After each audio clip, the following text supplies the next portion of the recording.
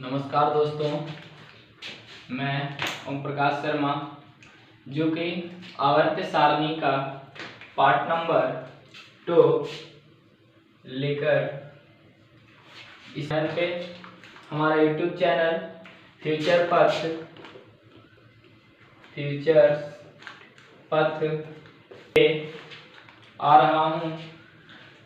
जो हमने अगले क्लास में बताया था कुछ पीरियोडिक टेबल के बारे में और मेरा कुछ पार्ट बाकी रह गया था, उसे मैं आज डिस्कस कर रहा हूँ।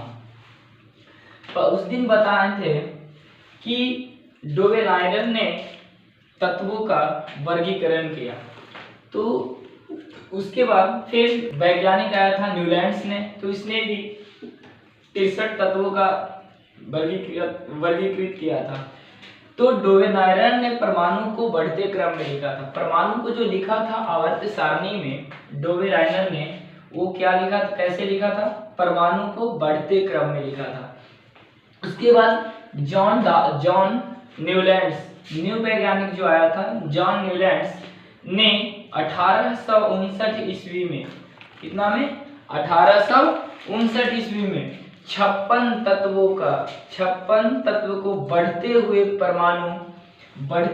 परमाणु द्रव्यमान के आधार पर वर्गीकृत किया। जो 63 जो इनके वर्गीकृत तत्व था 63 था, उसमें 56 तत्व को बढ़ते हुए परमाणु द्रव्यमान के आधार पर वर्गीकृत किया, लेकिन ये कैल्शियम 20 तक ही वर्गीकृत कर पाया और उसके बाद क्या कर गया, इनका भी रोल खत्म हो गया, यानी कि ये 56 तक नहीं कर पाया। उसके बाद एक हमारे जो गाना का लय है, उस गाना के लय पे इसने बैठाया और कहा कि सा रे गा मा पा धा नी, सा रे गा मा सा पद। जो हमारा एक धुन है, लय है, उस लय पे इसने क्या किया कि आवर्त सारणी में बैठाने का प्रयास किया। तो सा सबसे पहले हाइड्रोजन को बैठाया, उसके बाद लिथियम को बैठाया, बेरिलियम को बैठाया, बोरान को बैठाया, कार्बन को बैठाया, नाइट्रोजन को बैठाया, ऑक्सीजन को, उसके बाद 7 के बाद फिर वापस आ गया फ्लोरीन पे, sodium, magnesium, aluminium, silicon, phosphorus, sulphur, इसी तरह। और हमारे जो ये जो तत्व किया, बैठाने का प्रयास किया और मेरा शून्य समूह का तत्व का चर्चा नहीं किया। तो उसके बाद मेंडलीव ने क्या किया कि मेंडलीव ने सभी वर्ग को स्थान देने के बाद 3 खाली स्थान छोड़ दिया। वर्ग को स्थान तो दिया, लेकिन 3 खाली स्थान छोड़ दिया था और वे स्थान 5 वर्ष के अंदर ही भर गया। कितने वर्ष के अंदर? 5 वर्ष के अंदर ही भर गया, जिन्हें नाम क्या रहा, अस्कैडियम, गैलियम, जर्मेनियम रखा। और ये सब जो 3 खाली स्थान रखा था, इसका नाम अस्कैडियम, गैलियम और जर्मेनियम रखा। उसके बाद मेंडलीव की आवर्त वर्गीकरण की कमी। जब मेंडलीव ने आवर्त को दिया तो इसका कुछ कमी रह गया। तो कमी क्या रहा कि हाइड्रोजन का पूर्ण रूप से स्थान देना, हाइड्रोजन को पूर्ण रूप से स्थान क्या किया, दिया। उसके बाद दूसरा में कहा कि समस्थानिक के स्थान न दे पाया, और हमारे जो समस्थानिक था फर्स्ट प्लस लास्ट बाई 2, इसमें भी क्या किया, ये स्थान नहीं दे पाए, मेंडलीव ने स्थान को नहीं दे पाया। ये भी इनका आवर्त सारणी में, इनका आवर्त को वर्गीकरण करने में कमी रहा। उसके बाद नंबर 3, अक्रिय गैस के बारे में कुछ नहीं बताया। हमने अभी बताया था कि ये जो शून्य समूह, इसी को अक्रिय गैस कहते हैं, नोबेल गैस कहते हैं, निष्क्रिय गैस कहते हैं। तो अक्रिय गैस के बारे में कुछ नहीं बता पाया। उसके बाद अब आ गया आधुनिक आवर्त सारणी, जो कि हेनरी मोस्ले ने 1913 ईस्वी में, और कितना में, 1913 ईस्वी में सभी तत्व को वर्गीकरण किया।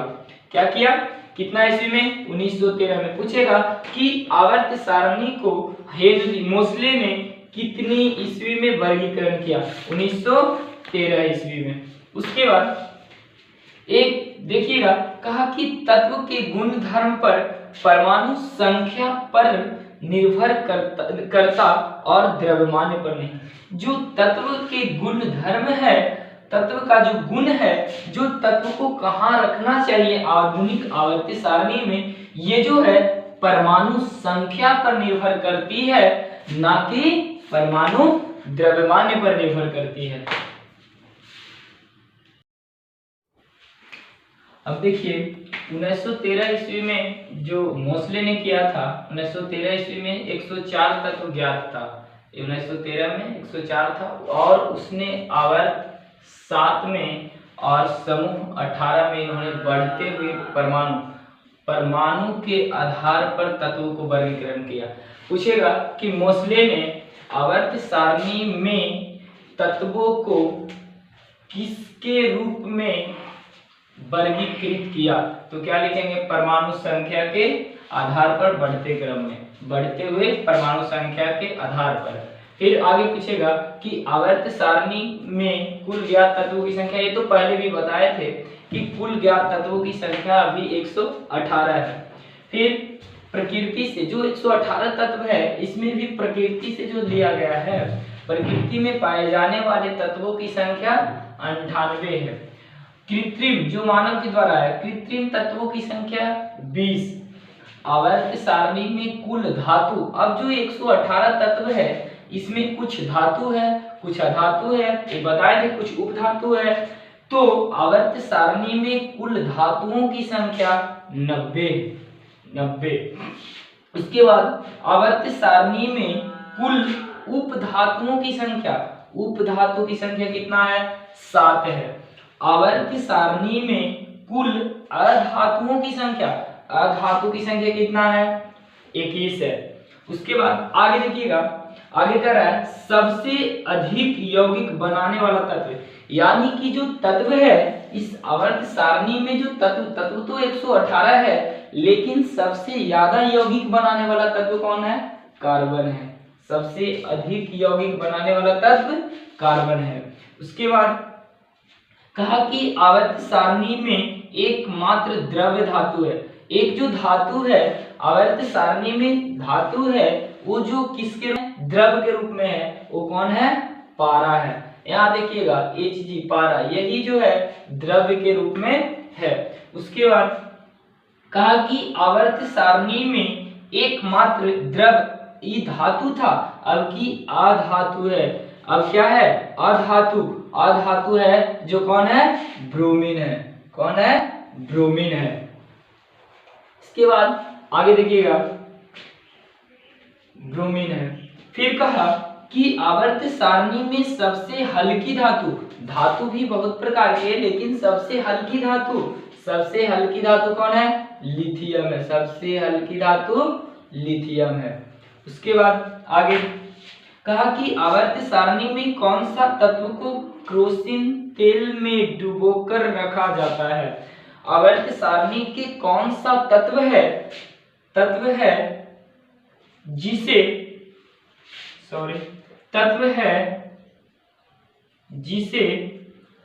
केरोसिन तेल में डुबोकर रखा जाता है, तो कौन सा है, सोडियम।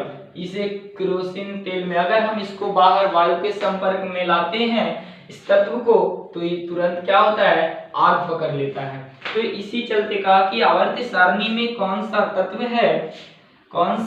है जिसे केरोसिन तेल में डुबोकर रखा जाता है, सोडियम को। आगे देखिएगा, कहा कि आवर्त सारणी के कौन सा तत्व को चाकू से काटा जा सकता है। तो ऑप्शन देखिएगा तीनों, अगर इसमें लिथियम को भी काटा जाता है, सोडियम को भी काटा जाता है, पोटासियम को भी काटा जाता है, लेकिन हमेशा आपको सोडियम ही मिलता है। क्या मिलता है, सोडियम। उसके बाद आगे देखिएगा, कहा कि प्रकृति में सबसे कठोर पदार्थ, जो सबसे कठोर पदार्थ है वो क्या है, हीरा है। और आवर्त सारणी के सबसे हल्की गैस कौन सा है, हीलियम। कौन सा है, हीलियम। उसके बाद अब थोड़ा सा आगे देखिएगा, अब यहाँ से ऑब्जेक्टिव के लिए क्वेश्चन था वो खत्म हो गया। अब हम तत्व को याद रखने का कुछ तरीका है इससे हम देखेंगे। तो सबसे पहले हम एस ब्लॉक को देखेंगे। बताए थे कि आवर्त सारणी में 4 ब्लॉक होते हैं, एस, पी, डी, एफ, जिसमें हम एस ब्लॉक को देखेंगे। एस ब्लॉक की पहला में कहा एक है कि हाइड्रोजन को हम लोग आवारा गैस भी कहते हैं। इसको जिसके साथ लुढ़का देते हैं लुढ़क जाता है। इसे हम क्या कहेंगे, लीना के रूबी से फ्रेंडशिप है। लीना को जो है रूबी से फ्रेंडशिप है। लीना एल से क्या होता है, लिथियम।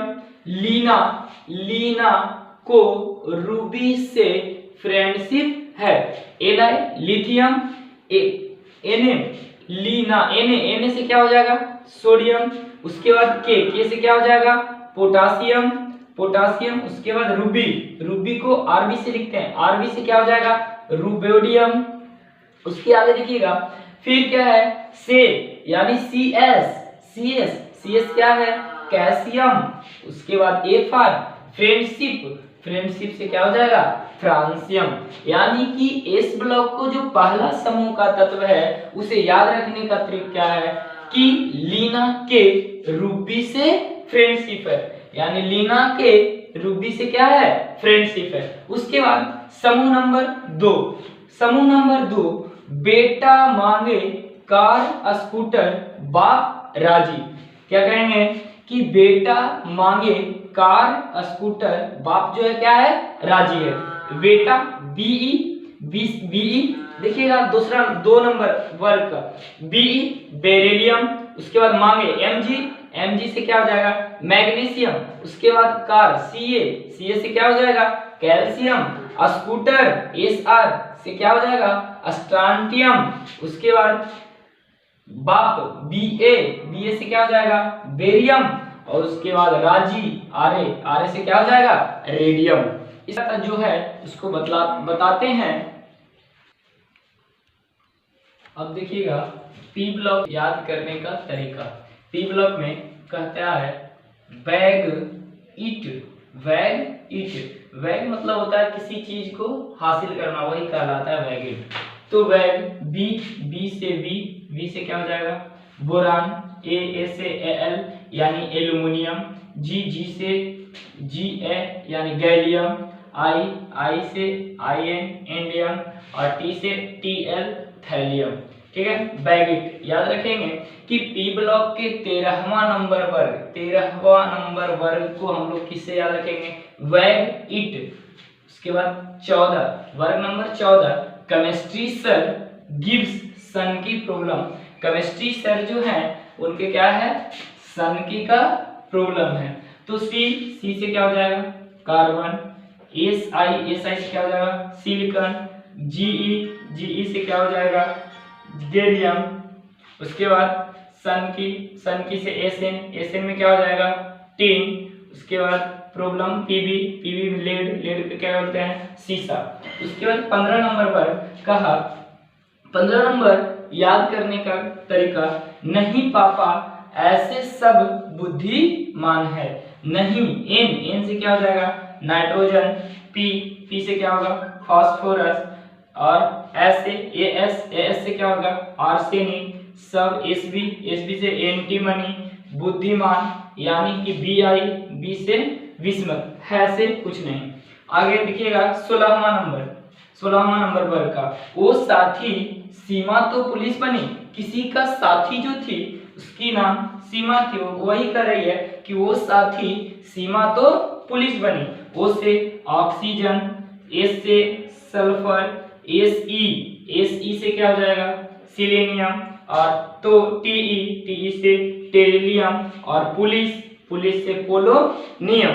बनी से कुछ नहीं, यानी कि बैठाने के लिए उसे क्या कहते हैं। उसके बाद 17 नंबर वर्ग देखिएगा, कहा कि फिर कल बाहर आएगा ऑटो, टेंशन नहीं। यानी कि किसी चीज में जब ऑटो फंसा हुआ है या तो कह रहा है कि फिर कल बाहर आएगा ऑटो, टेंशन नहीं। फिर यानी एफ से क्या हो गया, फ्लोरीन। कल से सीएल से क्या हो गया, क्लोरीन। बाहर को ब्रोमीन। आएगा आई से आयोडीन। उसके बाद ऑटो एटी से हो गया क्या, एसिटाइन। उसके बाद टीएस से क्या हो गया TS, यानी हाइड्रोजन को हम लोग इसको बोलते हैं टेनेसाइड यानी TS। उसके बाद 18वां नंबर पर जिसे हम लोग शून्य समूह के नाम से जानते हैं, है ना अगर करण 0 पर रन आउट हो गया। एक खिलाड़ी है उसके बारे में कह रहा है ना अगर करण 0 पर आउट 0 रन पर आउट हो गया है से He यानी हीलियम। उसके बाद ना से नियॉन नियॉन, आर्गन अगर को Ar यानी आर्गन, करण Kr, krypton 0 Xe xenon, RN radon.